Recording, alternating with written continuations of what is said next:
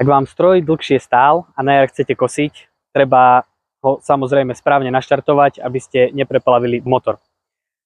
Základom je nezabudnúť na vypínač, čiže ho dáme do zapnutej polohy. Ďalej si zaistíme plyn v pridanej polohe. Použijeme AC pumpu.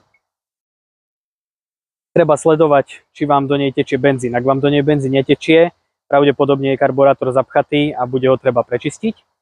A ďalej prepneme sytič. Stroj naštartujeme. Ako náhle ho naštartujeme, chytí a rovno zhasne. Keď stroj zhasne, nechytáme sa ničoho iného, len vrátime sytič do tej východzej polohy a znovu naštartujeme. Stroj môže mať zo začiatku trochu nepravidelný chod, ale väčšinou sa rozbehne.